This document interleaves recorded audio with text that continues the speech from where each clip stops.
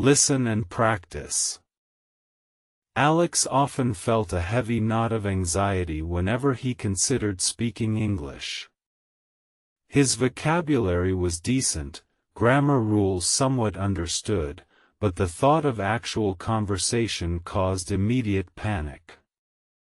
He wished for a magical solution, a secret shortcut to unlock fluency. He knew many phrases, yet speaking them aloud felt like scaling a tall mountain. This initial hurdle seemed impossibly high. His learning journey had been sporadic, filled with half-hearted attempts and abandoned textbooks.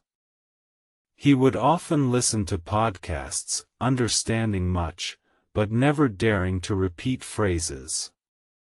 Silent absorption wasn't translating into audible confidence. He desperately needed a breakthrough, a fresh approach to truly activate his passive knowledge. This stagnation was deeply frustrating. One evening, scrolling through endless articles, he stumbled upon a seemingly simple piece of advice: listen and practice. It wasn't revolutionary, yet its directness resonated deeply. The article emphasized active repetition, not just passive listening. Could this be the missing link he had overlooked all this time? He felt a flicker of hope. He decided to commit to this new approach wholeheartedly. Each morning, during his commute, instead of merely listening to English news, he started repeating phrases aloud. At first, it felt awkward, his voice stumbling over unfamiliar intonations. He mumbled quietly, almost whispering, embarrassed by his own effort. This was truly a challenging beginning. This initial, English-talking practice felt incredibly unnatural. His tongue felt thick, his lips uncooperative. He questioned if he was even making progress.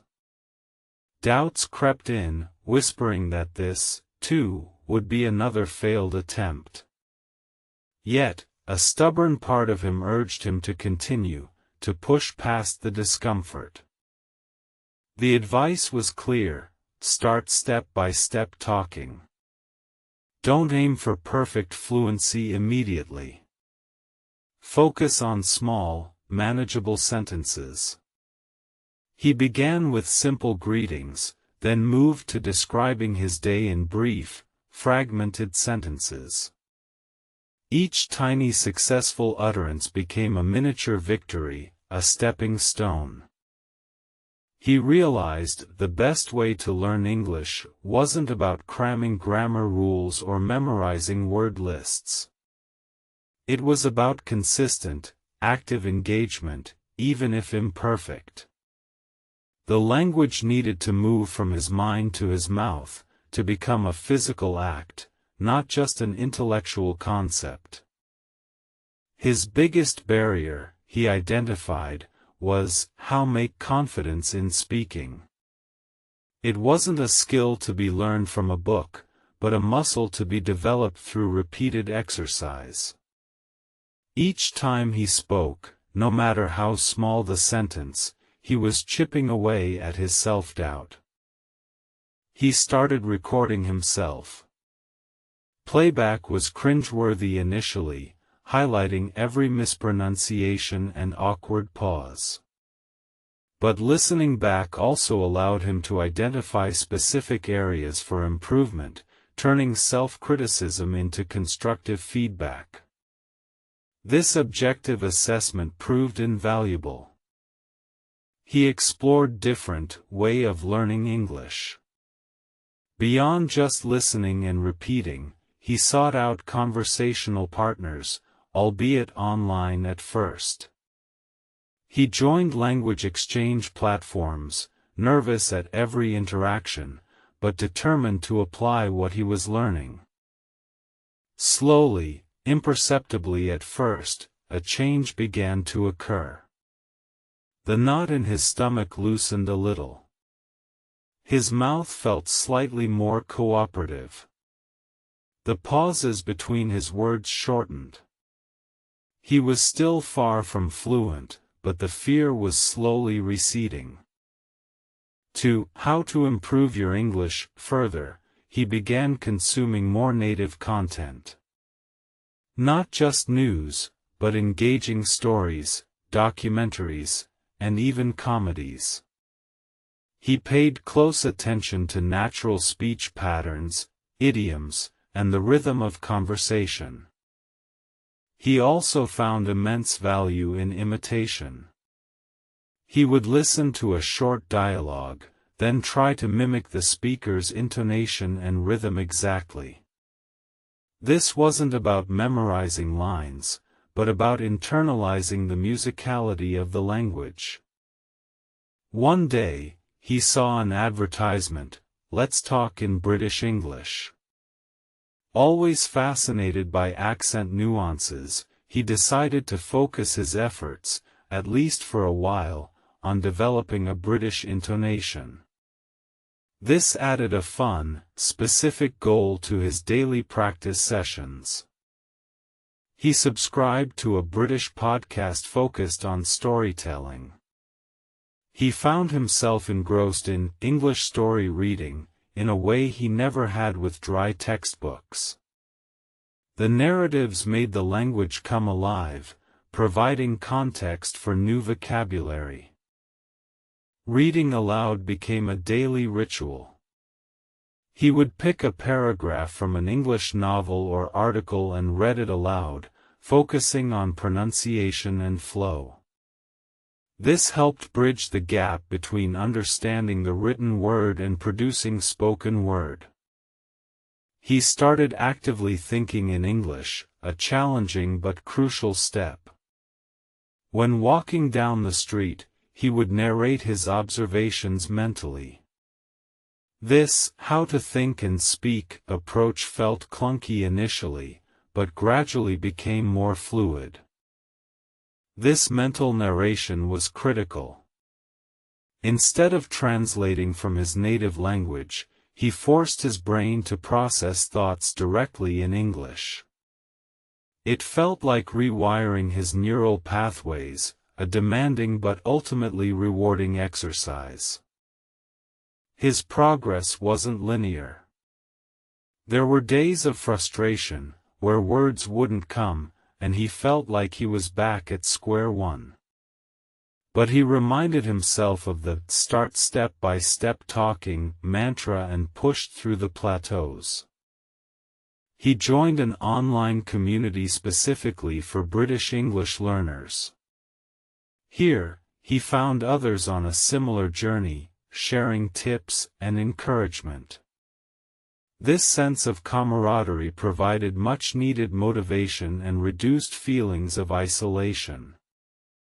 The first time he had a 5-minute uninterrupted conversation with a native speaker, he felt an exhilarating surge of triumph. It wasn't perfect, but he had communicated, understood, and been understood. This was a monumental milestone. He celebrated small victories. Successfully ordering food in English, understanding a joke on a British TV show without subtitles, giving simple directions. Each small win reinforced his growing confidence and commitment. He realized that making mistakes was an inevitable part of the process. Instead of fearing them, he started embracing them as learning opportunities. Every correction was a chance to refine his understanding and improve his expression. His English talking practice evolved. From simple repetition, he moved to expressing opinions, debating simple topics, and engaging in more complex discussions with his online partners. The conversations became richer.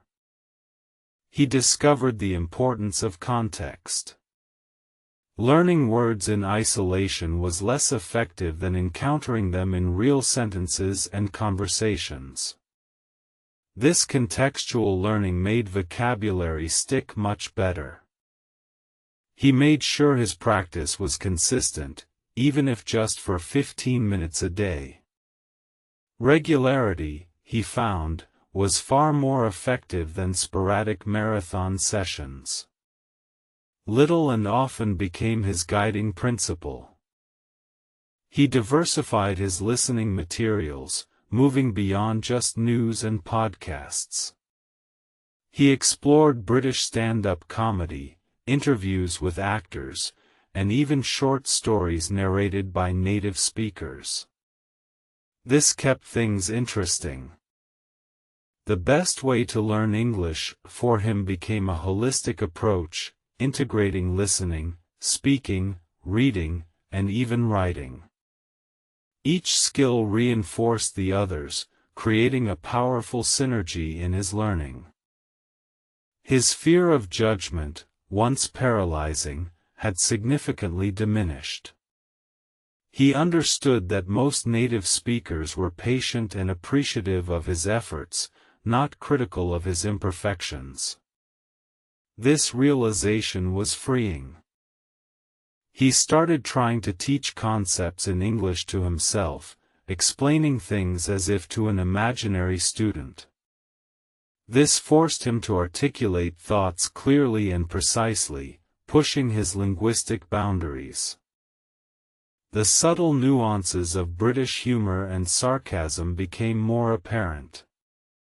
Understanding these cultural elements added another layer of depth to his comprehension and made conversations more enjoyable. He visited a British cultural center in his city, attending events and engaging with native speakers in a relaxed, informal setting. This real-world interaction boosted his confidence immensely. He found that authentic materials were key. Textbooks were useful for foundational grammar, but real conversations, podcasts, and stories provided the living, breathing language he needed. His pronunciation, once a major stumbling block, started to smooth out. He focused on individual sounds, then words, then linking sounds between words, making his speech flow more naturally. The concept of how to think and speak became second nature. He could formulate his thoughts directly in English, bypassing the cumbersome translation process he once relied upon. This direct thinking process not only improved his fluency but also his comprehension. He could process information in English much faster, making listening less effortful. He recognized that learning a language was a marathon, not a sprint. There would always be new vocabulary, new idioms, and new cultural references to explore. The journey was ongoing. He began to truly enjoy the process, finding satisfaction in every new phrase mastered and every confident conversation held. The initial fear had been replaced by genuine enthusiasm. His ability to "let's talk in British English" grew to a point where he could comfortably engage in nuanced discussions about current events or personal experiences. He sometimes even surprised himself with a spontaneous phrase or an apt idiom that just popped into his head. These moments were incredibly rewarding and validated his hard work.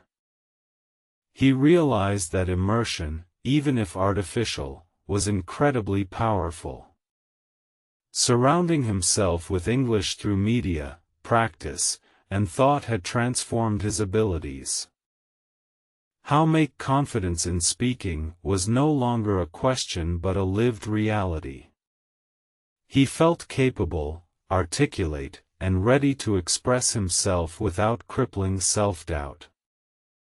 His English story reading became a source of pleasure and continued learning, expanding his vocabulary and understanding of complex sentence structures effortlessly.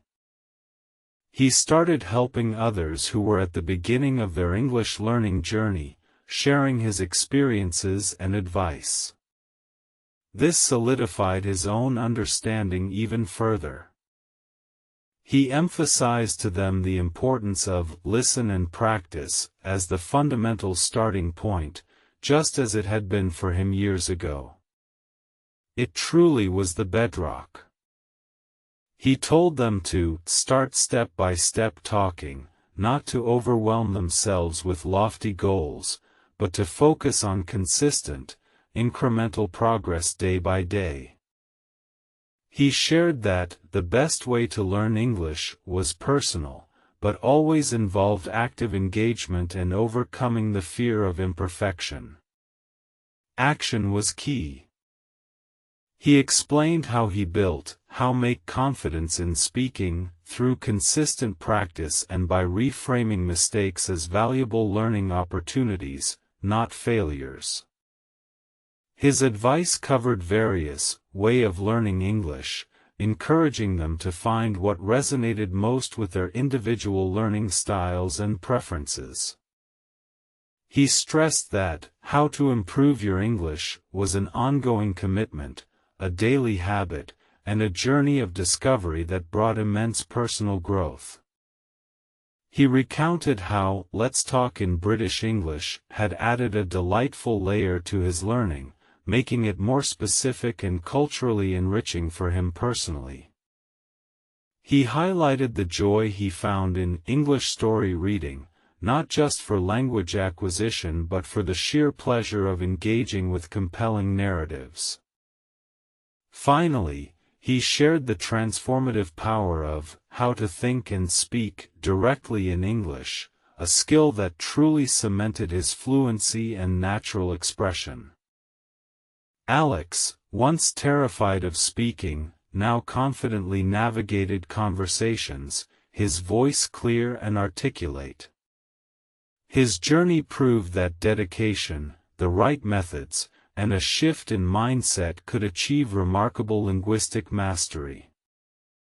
His story is a testament to perseverance, demonstrating that anyone can overcome fears and achieve fluency by taking consistent, deliberate steps, embracing the process, and making English a part of daily life.